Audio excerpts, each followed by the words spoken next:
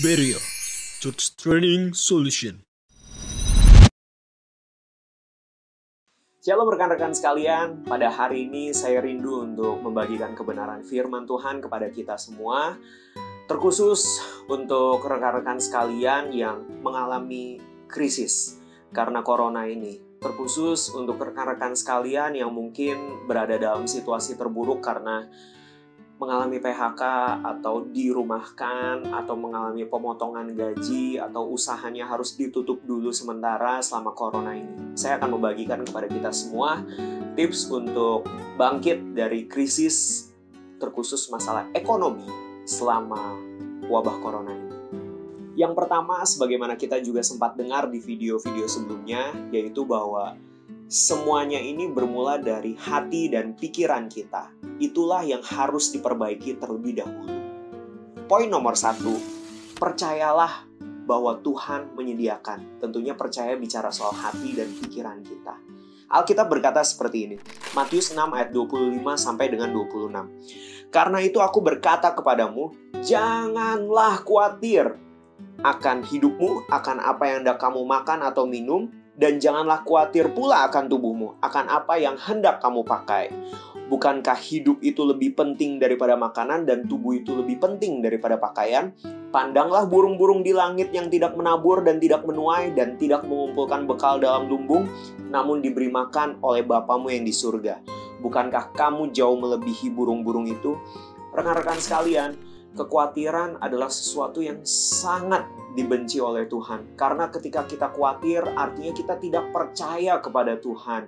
Kita tidak percaya bahwa Tuhan mampu menyediakan. Dan bayangkan betapa pedihnya hati Tuhan ketika Dia pemilik langit dan bumi ini, Dia tidak dipercayai oleh kita sendiri, umatnya, anak-anaknya. Oleh karena itu, poin pertama, semuanya dimulai dari hati dan pikiran kita. Percayalah bahwa Tuhan mampu menyediakan. Poin nomor 2, apabila hati dan pikiran kita telah diperbaiki, poin nomor 2, maka sekarang adalah jangan malu untuk minta tolong dalam keadaan yang sangat terdesak. Saya hampir menangis ketika membaca koran beberapa waktu yang lalu. Saya membaca berita dikatakan bahwa ada orang di negara sekaya ini, bahkan tidak jauh dari Jakarta, yang mati kelaparan. Ini merupakan sesuatu yang sangat menyedihkan. Saya memahami betul bahwa ini situasi yang tidak baik bagi kita semua, tapi percayalah bahwa dalam situasi terburuk, tangan Tuhan seringkali bekerja lewat orang lain. Tangan Tuhan seringkali bekerja lewat suka tidak suka orang lain yang mungkin sedang ada dalam kelebihan sekarang, sehingga mereka bisa membantu kita yang mungkin sedang ada dalam posisi lebih kurang sekarang. Jangan malu, jangan gengsi apabila saat ini kamu dan keluargamu ada dalam kondisi yang benar-benar terburuk di mana tidak ada tabungan sama sekali. Saya mendorong untuk kita, please jangan ragu untuk minta tolong. Dalam hal ini, minta tolonglah kepada orang-orang yang bisa dipercaya dan jadilah orang yang bisa dipercaya juga. Alkitab berkata seperti ini, saudara-saudara sekalian. Galatia 6 ayat 2. Bertolong-tolonganlah menanggung bebanmu. Demikianlah kamu memenuhi hukum Kristus. It's okay. Tidak perlu malu minta tolong. Mungkin hari ini giliran kamu minta tolong. Nanti ke depannya akan ada gilirannya kamu yang menolong orang lain. Bertolong-tolonganlah. Apabila kita sudah melewati fase terburuk itu, tentunya kita tidak ingin berdiam terus di situ. Kita harus terus melangkah maju dan menjadi lebih baik lagi, yaitu di poin ketiga ini adalah kerja. Alkitab berkata seperti ini, 2 Tesalonika 3 ayat 10-11. Sebab juga waktu kami berada di antara kamu, kami memberi peringatan ini kepada kamu. Jika seorang tidak mau bekerja, janganlah ia makan. Kami katakan ini karena kami dengar bahwa ada orang yang tidak tertib hidupnya dan tidak bekerja, melainkan sibuk dengan hal-hal yang tidak berguna. Tentu kita tidak ingin kehidupan kita berhenti di keadaan buruk ini. Dan ternyata Alkitab dengan jelas memberitahu bahwa untuk kita bisa bangkit, kita harus kerja. Loh, tapi kan saya sedang tidak ada yang bisa dikerjakan karena situasi seperti ini. Oh, Rekan-rekan sekalian, saya mempunyai beberapa kenalan yang menjadi kreatif luar biasa dalam keadaan-keadaan seperti ini. Ada seorang desainer yang terbiasa menggambar interior, ruangan, dan sebagainya. Di masa-masa seperti ini tidak ada proyek satupun. Yang dia lakukan adalah membuka layanan just tip dokumen, just tip sembako. Halal. Bagi beberapa orang mungkin itu akan terlihat memalukan, tapi siapa peduli? Yang penting ini halal di mata Tuhan dan juga bisa memberi makan untuk keluarga. Bahkan lebih jauh lagi ada juga beberapa rekan yang diputus dari pekerjaannya dan hanya dalam 2-3 minggu saja mereka sudah mengirimkan ratusan lamaran ke perusahaan-perusahaan lain. Mungkin ini sesuatu yang tidak mudah juga untuk mendapatkan pekerjaan baru, tapi saya percaya orang yang ulet, orang yang bekerja keras juga akan dihargai lebih oleh Tuhan ketimbang yang Alkitab bilang hanya diam dan tidak berbuat apa-apa, melakukan hal-hal yang tidak berguna. Oh, janganlah kita menjadi orang yang seperti itu.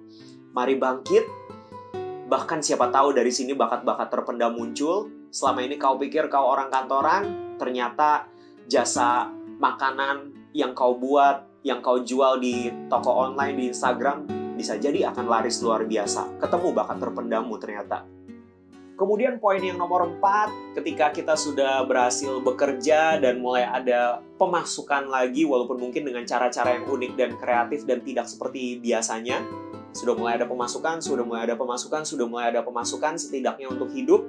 Jangan lupa poin yang keempat yang juga sangat penting adalah hemat. Apalagi di saat-saat krisis seperti ini. Alkitab berkata seperti ini di Amsal 23 ayat 2. Taruhlah sebuah pisau pada lehermu bila besar nafsumu. Oh, Alkitab mengatakan betapa kita harus sangat berhati-hati dalam membatasi diri kita dari segala hal-hal yang berlebihan.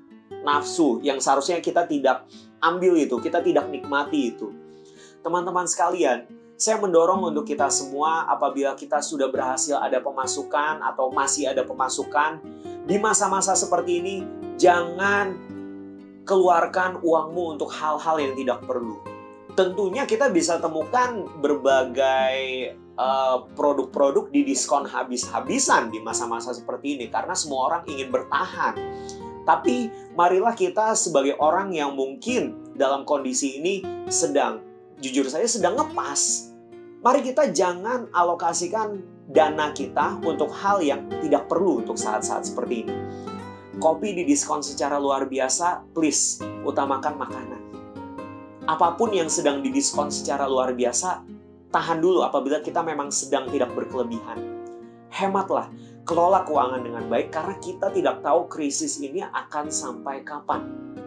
Dan kemudian poin yang nomor 5, suatu peningkatan daripada sekedar hemat, yaitu menabung. Menabung sangat alkitabiah. Mari kita lihat ayatnya di Kejadian 41 ayat 53-54. Alkitab berkata seperti ini. Setelah lewat ke-7 tahun kelimpahan yang ada di tanah Mesir itu, mulailah datang 7 tahun kelaparan seperti yang telah dikatakan Yusuf. Dalam segala negeri ada kelaparan, tetapi di seluruh negeri Mesir ada roti. Di saat seluruh dunia sedang krisis, di Mesir ada makanan. Kenapa? Karena mereka menabung. Selama ada lebih mereka tabung. Sehingga ketika krisis melanda seluruh dunia, mereka tetap ada sesuatu untuk bertahan hidup. Saya mendorong untuk kita semua, kalau kita berhasil bekerja sehingga ada pemasukan untuk bertahan hidup, hemat. Dan kemudian kelebihan daripada penghematan itu, mari kita tabung. Kita tidak tahu, sekali lagi kita tidak tahu krisis ini akan sampai kapan. Tapi saya mendorong untuk kita semua apabila ada situasi yang lebih buruk daripada yang sedang terjadi hari ini, pastikan kita ada sebagai posisi orang yang bijak. Karena kita masih ada tabungan, sehingga bahkan bukan hanya untuk kita dan keluarga kita saja. Alkitab berkata bahwa Yusuf menjadi berkat bagi seluruh dunia. Kita pun bisa menjadi berkat bagi begitu banyak orang yang kekurangan apabila kita memutuskan untuk bekerja dan berhemat mulai dari hari ini. Mari kita jadi orang-orang yang mungkin saat ini keadaannya tidak baik, tapi tidak beberapa lama lagi kita bisa kok untuk tangan kita ada di atas, memberi kepada yang berkekurangan, asal kita bijak hari ini. Tuhan Yesus memberkati.